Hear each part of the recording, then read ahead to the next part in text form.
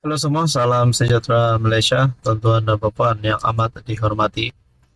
Saudara-saudara yang amat dihormati, berkaitan dengan pemilihan Parti Bersatu, disahkan satu lagi kemenangan baru. Satu lagi kredit terbaru untuk Hamzah Zainuddin yang telah menang sebagai timbalan Presiden Bersatu. Akhirnya ini satu tulisan daripada Harapan Daily, ucapan tahniah Wan Faisal kepada Mahyadin, Hamzah dibanjiri kecaman. Rupanya saudara-saudara, apa yang berlaku kepada Muhyiddin berkaitan dengan akta hasutan, berkaitan dengan kes mahkamahnya, berkaitan dengan projek Jana Wibawa. Walaupun begitu, beliau tetap dipilih sebagai Presiden Bersatu. Nah, berkaitan dengan ini, ucapan tahniah Wan Faisal kepada Muhyiddin dan Hamzah, kenapa dibanjiri kecaman? Adakah mereka tidak setuju dengan kemenangan Muhyiddin Yassin untuk menjadi presiden dan juga kemenangan Hamzah untuk menjadi timbalan presiden? Nah, saudara-saudara, ucapan tahniah daripada Ketua Angkatan Bersatu Anak Muda ataupun Armada, Wan Ahmad Faisal, Wan Ahmad Kamal, kepada Presiden dan Timbalan Presiden Bersatu telah dibanjiri kecaman warganet. Rata-rata dilihat mempersoal pemilihan kata memenangi yang digunakan MP Macang berkenaan dalam ucapan tersebut. Saudara-saudara, saya ingin mencari nama Azmin Ali. Di manakah beliau berada? Apakah jawatan Azmin yang terkini di dalam Bersatu? Sila komen di bawah sekiranya Anda mendapat maklumat. Sekalung tahniah buat kedua-dua ayahanda kami, YB Tan Sri Muhyiddin Yassin dan YB Datuk Seri Hamzah Zainuddin, yang masing-masing telah memenangi jawatan presiden dan timbalan presiden buat Parti Pribumi Bersatu Malaysia bagi penggal seterusnya. Semoga dengan mandat dan amanah kepimpinan baru ini, Bersatu dan PN akan terus maju ke hadapan dalam usaha menegakkan yang makruf, memerangi yang mungkar, juga memenangi hati dan sokongan rakyat, seterusnya merangkul kemenangan besar dalam PRU16 akan datang. Pengguna X @TJ Real Joker antaranya secara sinis menasihatkan agar Wan Faisal yang juga ahli parlimen Macang untuk sebutlah betul-betul menang tanpa bertanding sebab dah susun, dah turun arahan dan sebagainya.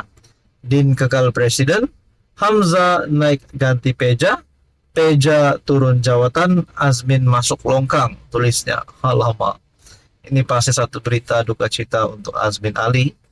Rupanya ada yang berkata, Peja turun jawatan, Azmin masuk longkang. Paling tajam komentar daripada Boy Chan 1238. Satu ayahanda menantu lari, satu lagi ayahanda kepada anak yang sorok minyak masak subsidi. Eloklah tuh dua pengkhianat negara. Untuk rekod, Mahyadin dan Hamzah menang tanpa bertanding. Susulan masing-masing hanya satu pencalonan diterima bagi jawatan ditandingi mereka. Mahyadin mempertahankan kedudukannya sebagai presiden parti komponen PN, manakala Hamzah yang juga penyandang jawatan Setiausaha Agung pula menang sebagai timbalan presiden. Adakah dengan ini Parti Bersatu akan mendapat kekuatan yang baru atau sebaliknya yang akan berlaku?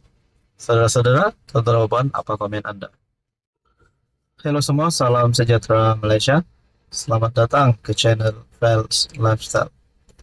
Tuan-tuan dan puan yang amat dihormati, baru-baru ini terdapat satu berita ataupun satu isu yang menyebut Parti Anwar Ibrahim ataupun PKR dan juga komponen di dalam Pakatan Harapan, yaitu Parti Amanah, tidak memainkan peranan yang penting di dalam kerajaan perpaduan, seperti mana kekuatan Parti AMNO dan juga Parti DAP di dalam kerajaan.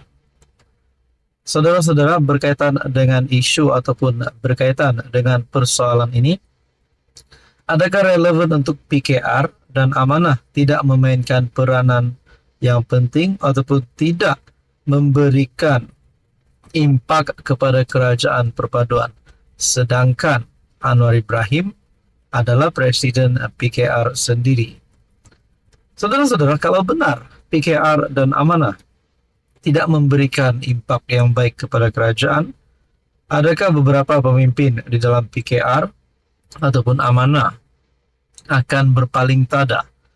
Nah, itu menjadi persoalannya. Berkaitan dengan isu ini, tulisan daripada Syahbudin bertarik 5 Oktober, PKR, jangan kecil hati dengan Nur Jazlan. Walaupun sudah berlalu, masih ramai yang bercakap mengenai teguran ahli MT UMNO Nur Jazlan Muhammad yang menyatakan PKR dan Amanah bukanlah pemain sebenar dalam politik negara ini. Nah, kata kepimpinan UMNO ataupun teguran daripada ahli Majlis Tertinggi UMNO Nur Jazlan berkata PKR dan Amanah bukanlah pemain sebenar dalam politik negara ini. Adakah ini akan mengundang kepada perselisihan di antara parti UMNO dan parti PKR? Nah, itu menjadi persoalannya. Sebaliknya, kata timbalan Speaker Dewan Negara itu, UMNO, DAP, dan GPS di Sarawak adalah watak utama dalam kerajaan perpaduan yang ada sekarang. Dalam konteks permainan poker politik, hanya mereka yang benar-benar ada skill, kekuatan, dan pengalaman saja yang layak dan mampu bertahan di meja utama. Saya nak ulang semula, kata timbalan Speaker Dewan Negara itu.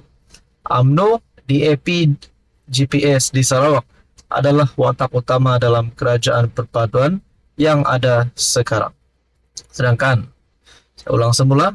Anwar Ibrahim adalah presiden PKR sendiri. Adakah ini akan menimbulkan ketidakpuas hati di antara pemimpin PKR bersama dengan pemimpin UMNO yaitu Nur Jazlan?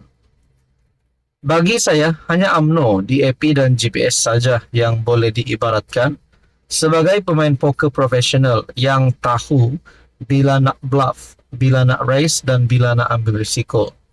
Parti ini saja pemain sebenar dalam politik Malaysia sejak awal merdeka dulu, kata beliau. Sehubungan itu, beliau juga mengingatkan kepada PKR dan Amanah bahwa politik ini bukan sekadar berharap kepada nasib semata-mata.